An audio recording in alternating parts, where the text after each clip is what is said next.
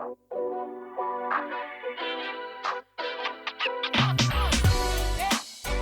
everyone, welcome to another episode of the Well Self Podcast. I am Nicole. And I'm Coach. And we are so glad to have you with us. We are testing a new way of connecting with us. We are up on YouTube now. So this is our first episode in this new format, and I'm pretty excited. What do you think so far, Coach? Let's do it. Let's do it. Let's get into it. And being people that are not afraid of challenges, we've decided to go ahead and tackle not an easy topic, to be perfectly honest. The titling for this episode is very specific. Communication challenges. And we've been talking about doing this episode for a while, haven't we? Oh, very long time. Just trying to figure out the best way to present it and even just the best way to title it, and want everyone to understand that we're coming to any of these conversations from a place of authenticity, but this one being a very personal and one that required a lot of reflection. We took our time with deciding what to talk about, how to share, um, what would be important to this conversation. And yeah, this wasn't an easy conversation to decide to have, right? Always challenges when you're dealing with something that seems to be at the forefront of a lot of people's lives. Communication. Communication is key. It is what going to help sustain us during difficult times. So yes, there's challenges when it comes to discussing the word, you know, communicating with your partner. I believe this. Just look at the energy that's in the world right now. We're dealing with the Mm. energy that is so um, on the side of causing controversy, or speaking untruths, or sharing things that causes um, chaos. So tackling this here in a place of peace and calm, and respecting everyone's space for where they are is challenging. Yeah, and we didn't want to say that we were confronting communication issues or handling or fixing, because again, we're not coming from a place where we have it figured out. And I don't like that word confronting anyway when it comes to dealing with something so delicate. Um, this is an area where we have walked through and we are continuing to walk through, and the way that we communicate with each other has grown and shifted over the lifespan of our relationship. So we wanted to acknowledge that and have that awareness of that, the way that we communicated and the way that we started talking at the beginning of our relationship, it's not the same, right? Oh, definitely not. But I believe that through life, every season brings on something new. So if you're growing internally, your mind is growing, your heart is growing, the way you look at life, the way you look at people begin to change, and the way you want to communicate with people change. So it's always going to be a space of a growth when it comes to communicating. So it's not like a one all fix all with communication, because depending on the season you're in, depending on what Right. you're raising kids. You may be, running like the soccer mom. You may be the football dad that's always at the football field, and the person that is helping you keep this here train on track is the one that's most likely going to feel neglected or feel some type of way when it comes to communicating. So it's always a work in progress when it comes to communicating, and I'm excited to get into this one. Well, we you mentioned sports, and I think that was the well, a huge connection to us. So to me, as I started to think about how we communicated. And, you know, as we're talking about this, you know, we're connecting to a lot of different wellness dimensions, our emotional wellness and our relationships. And we started to, I started to look at our communication patterns as adversarial. And it was like, why are we going against each other when we are both on the same team? And Right. so that's why I was glad that you mentioned sports. And when we were talking about this, you were saying something about sabotaging teammates. You know, even in sports, you're going to have someone that wants that position. You have someone that, prefer their buddy on the field with them. So there's sabotaging happening on the same team. And I believe it happens sometime in a relationship, um, not knowingly sometimes. I don't think that we intentionally go out to sabotage our partner. I think that this is a pattern or a evidence of things that we've seen through growing up. We have always been told to be like someone else. We've always been told, try it this way, and so your own authentic voice a lot of time has been shush. So now when you're in a relationship, you're really able to now speak yourself. I don't have to speak it the way mom told me to speak it. I don't have to speak it the way dad told me or the coach told me to speak it. Now I can speak my authentic self. And you're in a relationship with someone that you care about deeply. And this person gets to experience you in a whole, not you that you present to society, but the person that you are when society has beat you down, when the workload has been too much on you, when the caring of the family has been so much. So the person that's right there beside you, that's your partner, a lot of time will feel the backlash of what everyone else has put upon you, and your partner is your partner, not your teammate. That's your partner. You should be able to count on your partner. You mentioned backlash, you mentioned background, and I think that that was something that was really helpful in understanding our communication backgrounds. Oh yeah. Is they come from somewhere, you know, and they come from the examples that you saw in the home. They come from a place of, you know, previous relationships, what you're bringing into this relationship. And then, as you said, it comes from just what you're experiencing throughout the day. And some of these patterns may be a lot more newly formed. It may not be old stuff, it might be how you have responded or learned to respond to discomfort or to unpleasant topics, and you bring that into the relationship. And so how you respond with the public all day isn't the way that you want to respond to the love of your life, is it? And Yeah. maybe check the way that you respond to the public, but like really having an awareness of why you are talking to your partner in the way that you are talking to them is really important. Oh yes, oh yes. As a coach, as a ball player, as a father, as a retired pastor, there's a lot of different ways I've had to communicate throughout my life and throughout my careers, where that's not the way I should be communicating with my partner. I can be very aggressive, especially when it comes down to on the football field or the soccer field or whatever sports I'm coaching at the time, even your wellness.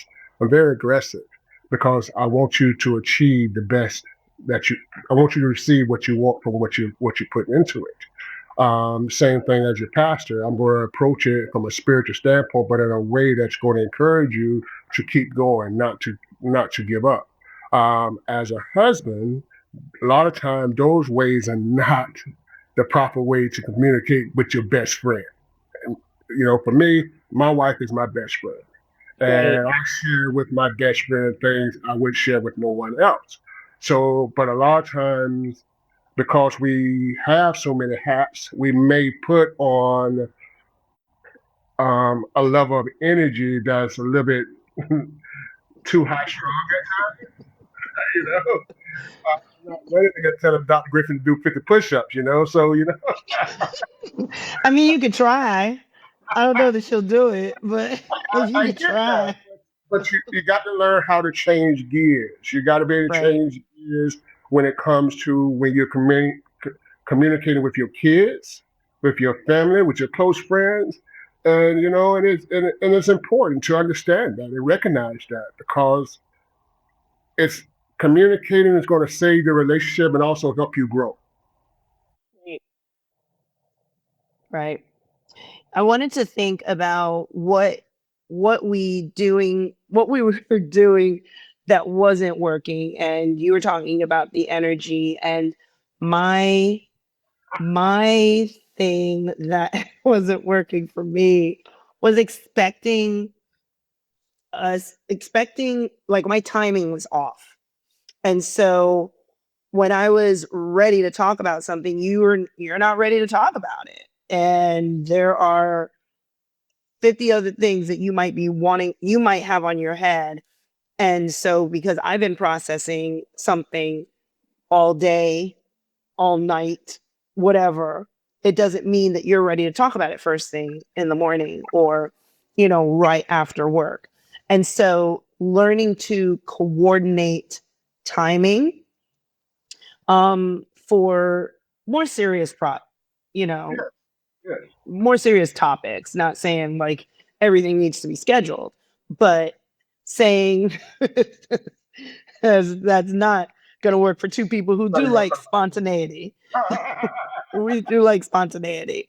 But at the same time, having a schedule does work for us. And then when we have a serious topic like, look, we need to talk about this, that, or the other, it might require, all right, a little bit more of a heads up, a little bit more of a hey, this is coming up. We do need to have a conversation about it. When can we do that? Today, tomorrow, whatever. I think that's important, is being respectful of each other's space and time. Even you may have, even with all this on your mind, there's something that's going on to bring all this to the forefront of your mind. And so, even with me, I want to be respectful of that and also give you the attention that you deserve while you're explaining to me what you're feeling and what you're processing. Um, for me, my days are chaotic from the time I get up to the time I go to bed, and I do a lot of I have a lot of tools that I use throughout the day to keep me calm throughout my day. But you know, I solve problems all day. That's what I do all day, solve problems.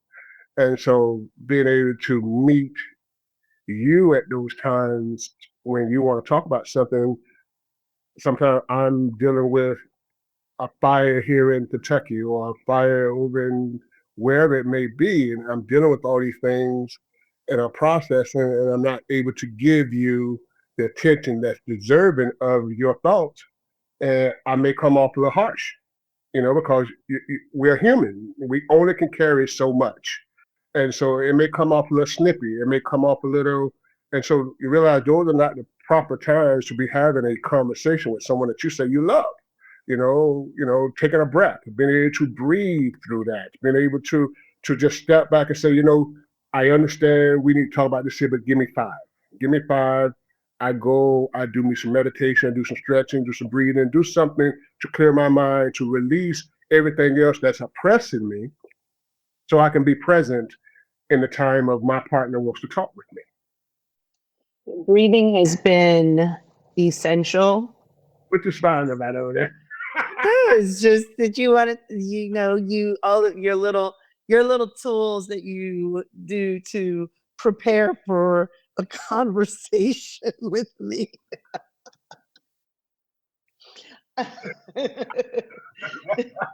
um, It's not like that. it's funny. It's funny.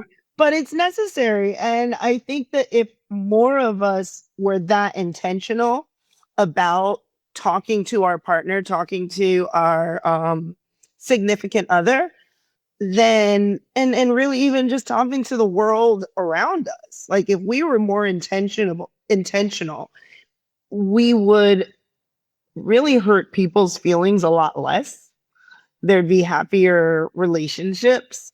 Um, I had to get out of the mindset of saying whatever came to my mind. And, me being me, uh, a good 50% of what comes to my mind really should not be said. And it's, you get into this idea when you get in a relationship that you just want to be with someone that you can speak your mind with. Yeah, Uh, yeah, for sure. You just let your hair down and speak. And this is me. and that's understandable because we all want to feel accepted as who we are. We all want to, and I know that you accept me as who I am, but that does not mean that everything in my head should be put out there even for you to hear. Um there's words that I think or things that I'm okay with as I heal from life. I may have processed something or misunderstood something or just been dead wrong about how I think about something. You don't have to be exposed to all of that as a person that I say that I love, that I care for. Um, just as another average human, and to me, you're not an average human. You're a very special person in my life. You're the love of my life. Why would I want to hurt you with just the fluff that comes off the top of my head? I can be more respectful than that. So I get it that we get into a relationship wanting to be open and free with the other person. And there's definitely going to be space for that. But it doesn't mean that everything in every way that you say it is, you can't take your words back. You can't take your tone back. So understand that this is a person that you love and you care about. How are you going to speak to them? What are you going to say to them? Your words matter. Right. And I agree with you. And from a male point of view, we have been conditioned that we should have answers. And then there's times when, you come to me, you're talking to your partner, and you're having this conversation, your partner asks you a question, and you truly do not know the answer. You know, in the past, we have been told, I don't know is not an answer. I'm sorry, but I don't know is a good answer when you're dealing with Perfectly something. valid answer. Know what's going on. I don't know. Let me do some researching this here. Let me get back with you. I don't know. And that has really helped me in my journey as the coach, as the pastor, as the builder, as the contractor. I am expected to have the answers. So when I was communicating with my spouse, I was expected to have an answer, even if that answer at time was being pulled out my ass. Oh, I'm sorry. But yeah, I'm just being honest with you. You're processing on the go. And I have, Johnny Griffin, you pulled some answers out your ass to me. man, you have no idea. It's, I man, don't, huh? I man, don't. I'm pretty sure you do because they don't sound right. They don't make no goddamn sense. They're not a normal Johnny answer, but yeah. And you then you begin to fight on the principle of something that you pulled out your back. And it's like, what is wrong with you? And you're sitting here, next thing you know, you're in an argument and you're sitting like, I didn't process that well. And so with me, for that situation, I've had to learn how to step back, shut up. Nothing wrong with shutting up. Shut up. There ain't nothing wrong with shutting up. It's like, because a lot of times the first thought that comes to your mind may not be an appropriate way of handling the situation. To me, I call that the immature thought. It's just like school. You go through grade levels and you wasn't doing the same type of work in 12th grade as you were doing in kindergarten. I'm just saying. So there's process through it. The kindergarten Johnny got something slick to say. The 12th grade Johnny may be a little more reasonable. So I had to learn that maybe that first two thoughts may not be the right ones, you know. That's when I know I'm pulling out my ass. But being able to say, I don't know, I respect your thoughts, let me look into this here. And I believe that can help the situation from turning into something chaotic when you can sit here and be honest from an authentic place, not from a sarcastic place, and being able to say, you know, I respect how you feel. I think that's important. I think that is very important to be able to look at your partner and say, I respect how you feel. I spend too many, I have had too many conversations with spouses from both sides of the table, and each side of the table feels either unheard, unrespected, or not listened to. You know, and so, and these come from places of masculinity of we got to have the answer. No, brothers, listen. From one brother to another, let me let, let me tell you this here. Stop thinking you know everything. You don't. And you know you don't. You can be truthful to yourself in the closet, be truthful to yourself in the upfront. Say, baby, I don't know. I don't know. I don't know why I did that. I really don't. You're a male, and we're not making excuses for it. I remember my son was in the bathroom, and I'm going to the store one night and to get ice cream, matter of fact, for the kids. And we're supposed to have this is Friday night. I'm going to get the snacks, and I'm in the store. I'm thinking my phone rang. I'm thinking that something else was added to the list of snacks or something. I'm gonna kill him. What you mean I'm gonna kill him? He's almost killed himself. And he standing in the bathroom like Spider-Man, on the wall. And I'm not making excuses for men, but this is men. We don't think things through a lot of times. We just do it. And he failed, and thank God he was okay.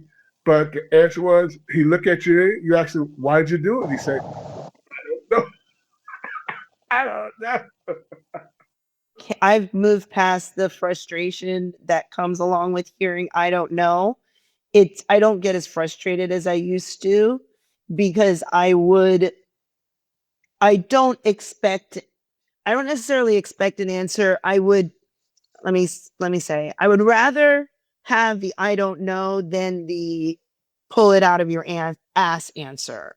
I would rather say we just need to figure this out rather than you pull something out of your ass to appease the moment and then it not be the direction we need to move in and then have to back up and then you have to back up what you said, and you brought up the maleness and our conversations about how much of toxic gender role nonsense has played into our communication, the communication examples we've seen in, growing up, the communication that we see between people around us, and how frustrating that is that we have allowed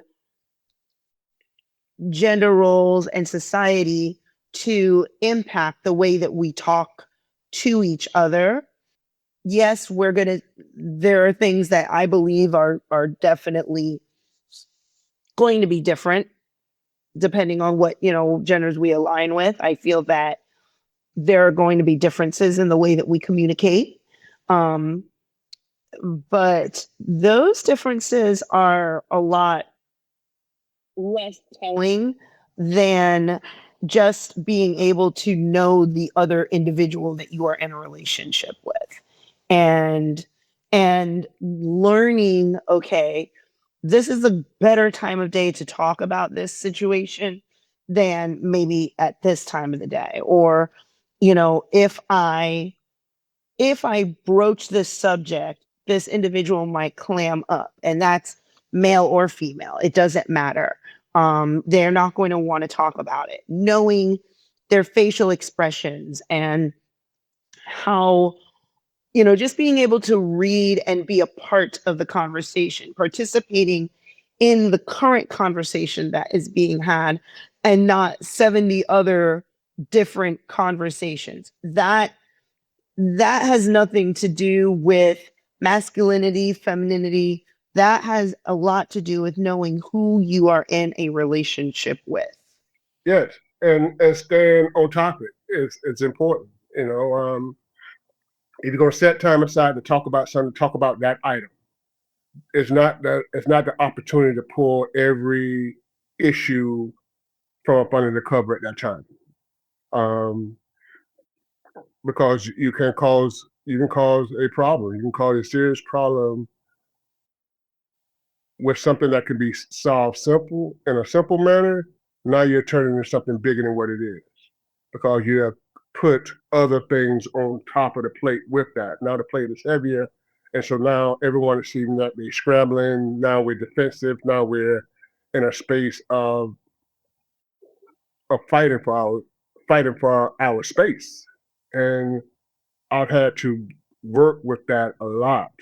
You know, this is not defense. This is coming together to build or continue a journey that's going to be best suited for not just myself, my spouse, my children, and the people that's in our community. So there's a lot of growth going to happen in your life when it comes to communicating. I'm just being honest with you, but it's up to you how you allow it to play in your life. This person that you're holding hands with, this person that you're visiting with, and this person that you can't wait to text with when you get off of work or visit or even see on FaceTime. If this is the person that you're in a relationship with, I believe it deserves the space to allow each of you to heal and be a productive part of society, not just in your home, but in the world. Um, and it starts with communicating, the way you communicate with each other.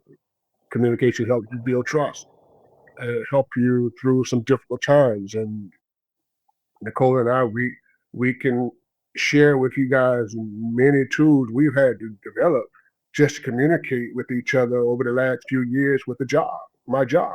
So Yeah. there's ways, there are things that we can all look at and see how we're approaching things, and does it serve us or does it hinder us? Does that make sense? We have had to come up with some, I wouldn't say necessarily creative, we've just made our best use of technology over the last couple of years as you started to travel. But the work that we did prior to that, I think, helped so that we are able to have this relationship as it is with you on the road. We're two people that love to be in the same space as each other. And now I'm moving to, okay, we're doing that part-time. How do we still manage and have the big conversations that we need to have when we're apart, or we have limited time in the same space, wanting to protect that time, but at the same time wanting to address issues. Um, and one of the things that I've had to stop doing is trying to avoid topics altogether, because they don't because then this it just gets put off, put off, put off, put off, something that we need to discuss or address. And while that is happening, I'm feeling unsettled, uncomfortable, because something's on my mind that needs to be addressed, rather than take it to you because you're tired, you just got home, you're about to leave, we just got back together, whatever. It doesn't help our relationship, me being part of the relationship and needing to feel comfortable and settled. And whatever the issue is, it's not a small issue, or else I could handle it myself. So it needs to be addressed between the two of us. So whatever that is growing, so avoiding topics isn't the way to go. Again, going back to the idea of finding a time that works, um, and being open to not getting it at that moment, but at a later time. I think that's beautiful. I think that's I I had no idea of the stress traveling for work could put on a home. Um, you, it sounds simple. It sounds may even sound adventurous. It may sound, you know, great, but it takes work to have a successful relationship while the partner is missing 70 or 80% of the time. And it has taught me a lot. It has taught me a lot of I need to make time for what's important to me. Um, my kids, my wife, you know, my friends. I don't have that much free time, so you have to be careful with overloading your plate. When it comes to this here. So communicating and being able to respect your emotions, check your emotions when you're communicating. You know, I'm high strung. I'm a coach, so let's go. I'm that, and so that energy, I thought that's what you were about to bring up. You know you could deal with Yeah. anything, but that coach job positive energy every time. I love it. When you said it was one thing, I said, oh, here comes that coach. Come on, it's okay. Breathe. It's gonna be all right. It's Uh, and this is coming from a school. I'm a school counselor, so I'm already rah rah rah. You got this. But you take it to. I look cynical compared to you, and I appreciate that. Like you have to have a spouse that has that positive energy is truly a blessing. And I have a lot of dear friends who are cynical, and they bring out that cynical side of me, and I adore them. I love that I have that space for the cynicism to have an outlet, and I love that. I appreciate that, but at the same time, I'm not sure that um that's what I want to live with 24/7. That's not necessarily who I want to be would want as in a relationship.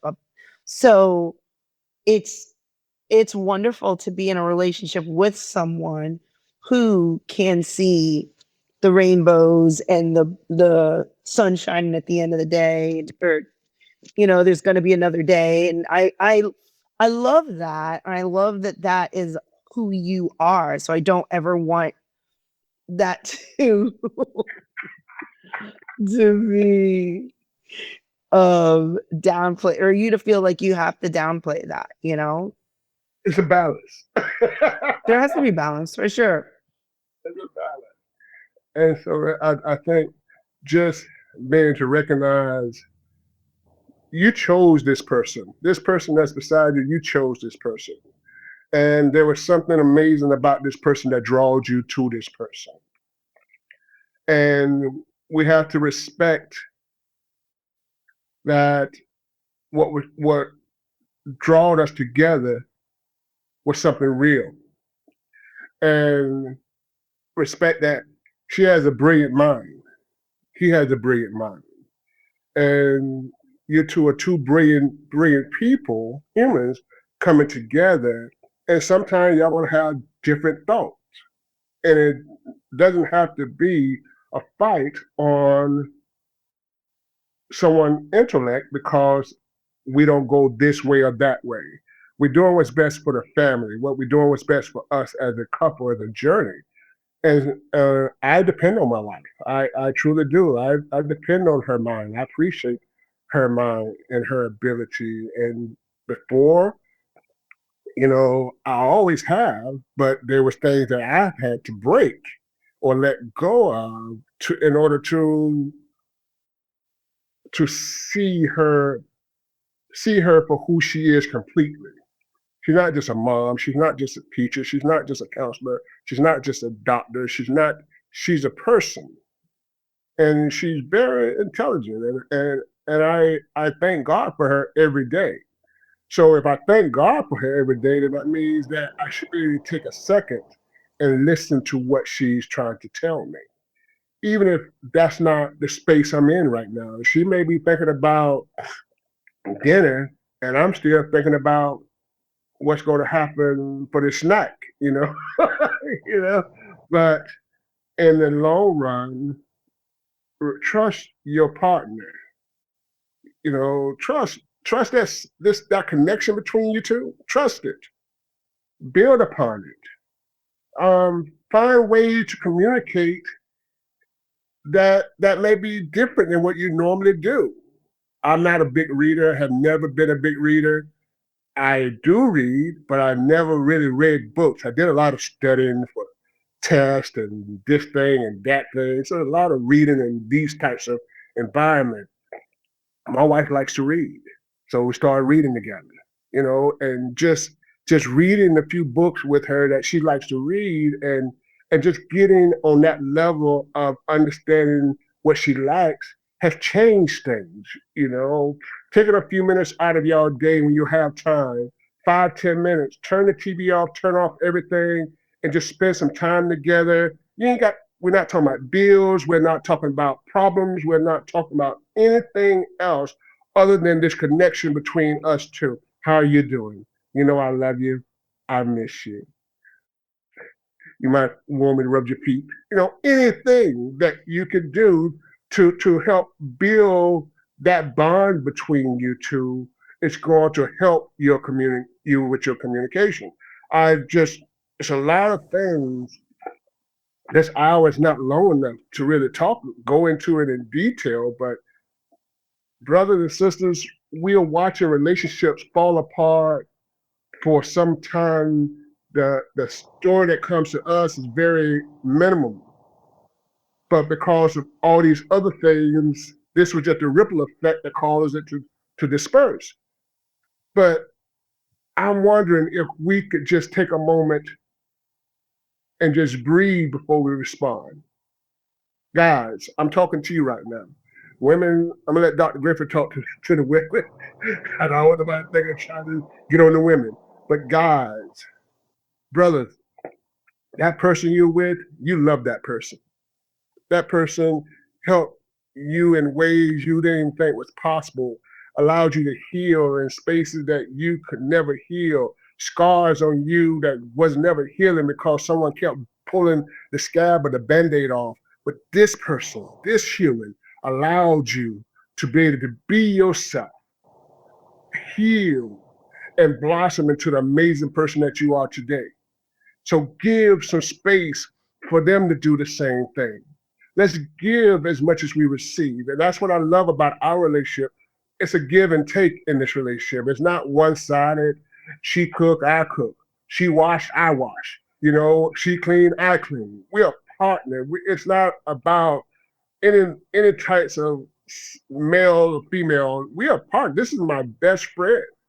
And I'm thankful for her each and every day. And I'm thankful that we made it past the first 5 years in order to get to the space that we are today. Because there was a lot of things, a lot of hurt, a lot of pain, a lot of suffering that I know that I had with inside of me that I thought I had was over. Mm. But when you're in a relationship, these things start to come back alive again. So now you have set up these defenses in a way against your own partner. Think about that. We're setting up defenses against our own partner. And can we talk leaning a little bit more into that? And I'll speak to everybody, but I do know that I hear many of my gender speaking in terms of revenge or getting back at the individual that they love. And I really struggle with that. I've always struggled with the tit for tat that I see in some relationships, the tit for tat that I've experienced in past relationships. And in this one, whenever that has been present, it's always been detrimental. And if you're talking about doing things that connect us, that's something that definitely divides us. I can't see how getting revenge on your partner for for a harm that was caused, real or imagined. I don't see how that's going to bring you closer to the person that's supposed to be your teammate. You're both on the same side. If you start speaking in terms of tit for tat, revenge, getting back at that person, now are you not on opposing sides? Are you, and so it may be your communication style and what is happening as you communicate with your partner. It may be that those are signs for you to start to look at your relationship and whether or not you are on the same side. Maybe you made an assumption that you were because of original goals or shared projects like a home or children or even animals, and you felt that you were on the same side. But when you take a step back and look at your interactions, are you really?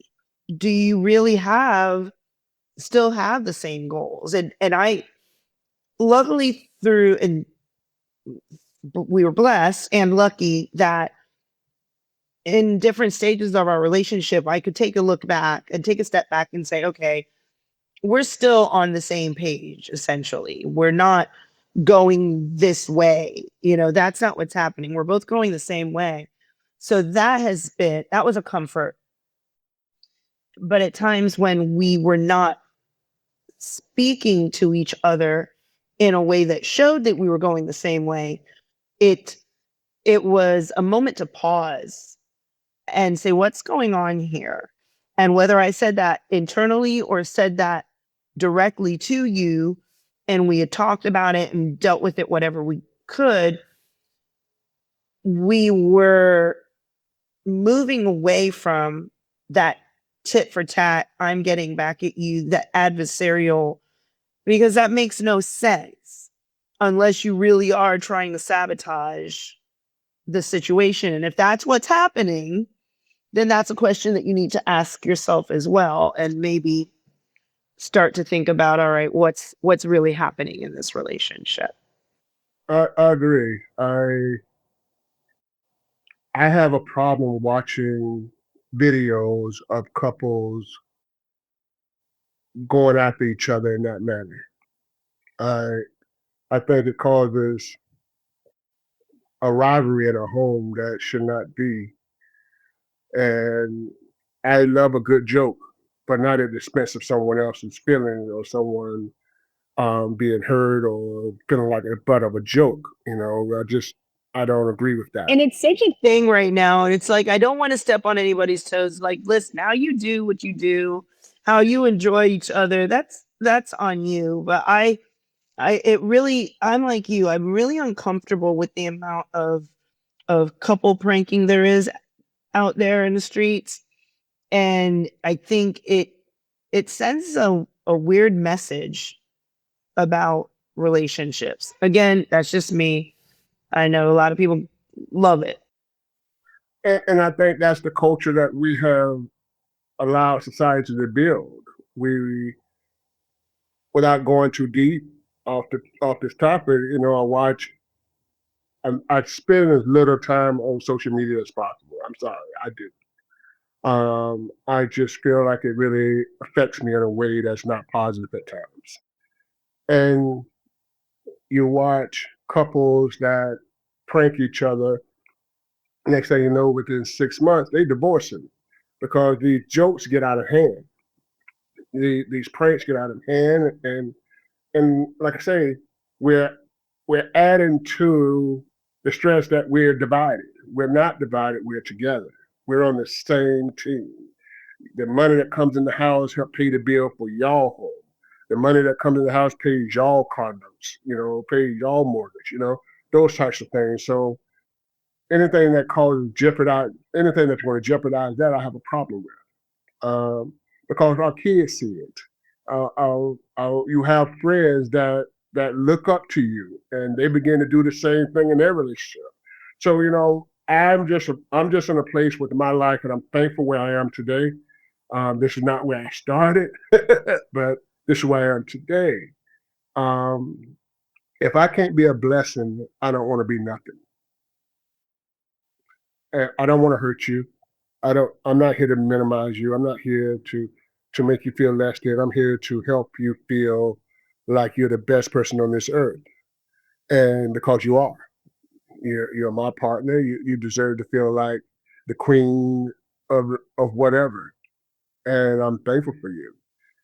And just how you're not one of my boys. I'm sorry. You know, you're not one of the boys. I'm not the homegirl. You see what I'm saying? It's just energies that causing conflict in our home for no apparent reason. And I want you guys to have a good time. I want you to find things y'all like. I want you to do things that's going to bring joy to your hearts. But I also want you guys to have this relationship not just today, but for eternity. Some relationships are leaving here that's been together for 5 years, 10 years. And you start hearing relationships that's been together for 20 and 30 years separating. I'm saddened by it because you guys have spent most of your life together building something wonderful and amazing to separate on sometimes some small misunderstanding.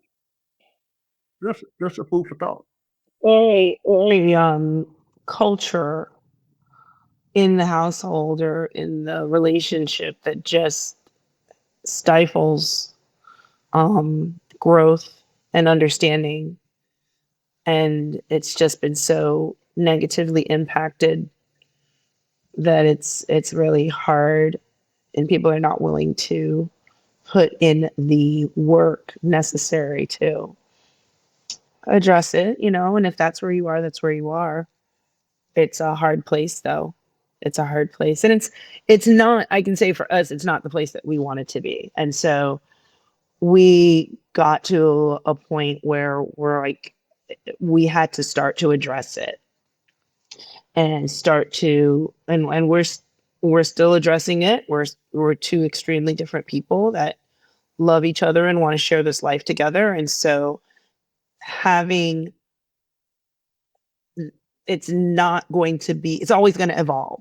Evolution is going to happen um, in the way that we communicate. So to kind of bring this to a point, again, we're coming from a place of authenticity and wanting everyone to understand that, John, you said it, that we're speaking laterally.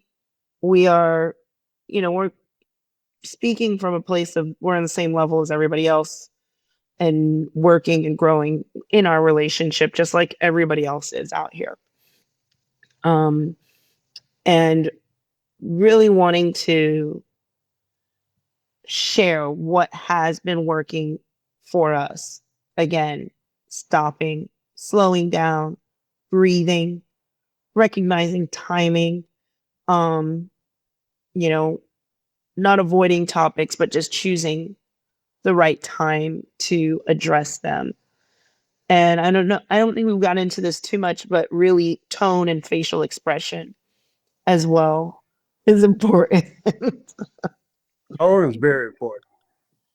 Especially with someone like me, that loudness, that in your face energy So it's sometimes very important. very aggressive. It could come off, especially depending on what setting it is, it come off aggressive. And especially if someone is in a space and they point out their soul to you, and you're coming to them with that type of energy, you can really cause a ripple in that. And so tone and facial expressions are important because as you're communicating with your partner, you're looking at your partner and you can see the eyes roll, you can see the What are you saying? I roll my oh, it's not a drinking game. I'm sorry, it's not a drinking eyes. game. You know, your facial expression tells a lot, and Right. it's like poker, people look at you in poker, they say, I'm going all in. You look at it, they just shake it over there, you're like, oh, they ain't got nothing. Your facial expression tells a lot. And a lot of times it may not be what they're really thinking the way you think. You see what I'm saying? Because we always gonna think the worst. You don't know what's going on in someone else's mind. We can't read people's mind, but the facial expression will make you change the way you communicate. Right. All of a sudden somebody looking to the left, oh, they're not paying no attention to me. And so now the conversation is shifted from what you only have 5 minutes to talk about to your facial expressions, the way you looking at me. So now the conversation has shifted gears and went way left, and we still haven't solved anything. We actually made it worse.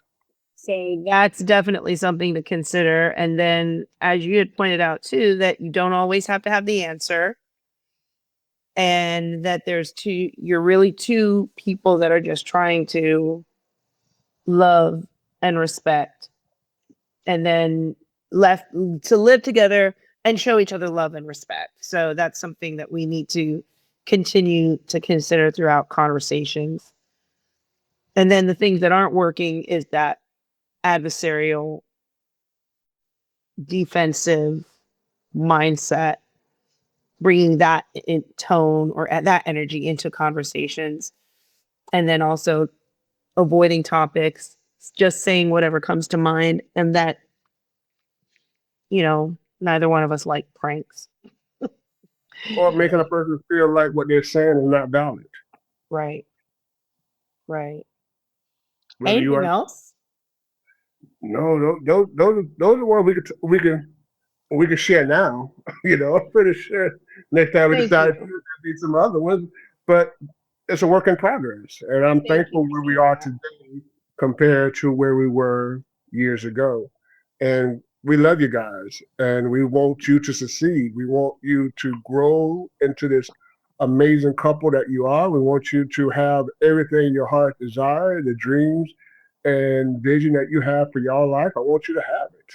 And I don't want you guys to struggle trying to build something and to when you're right at the threshold of that blessing happening, you guys decide to separate because we didn't work on some small things that can help us get across that finish line. Absolutely. So I guess this is a message out to anybody in any type of relationship. But if this is helpful to you, if you're in be a romantic relationship or even friendships, we've definitely had our share of friendships that have helped contribute to the way that we communicate with each other. We definitely wish you the best as well. We love people connecting, and it's important. So I believe we're stronger together. absolutely, we are. So from us to you, we are thankful for you. Thank you so much for tuning in to this episode. This is, again, our first episode for this new season and bringing it in multiple formats. And so thank you for however you're choosing to interact with us. We wish you the best from Nicole and from Coach John. Thank you. Be well.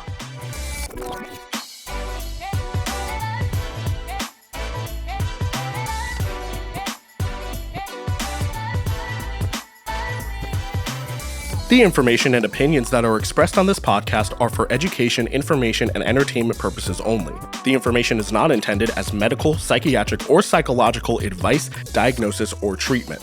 Please consult with a personal physician or other healthcare professional for your own specific mental and/or physical healthcare concerns. No physician-patient or counselor-client relationship is created by listening to or watching this program. Do not avoid or delay seeking medical advice or attention from your healthcare provider because of something you learned about on this program.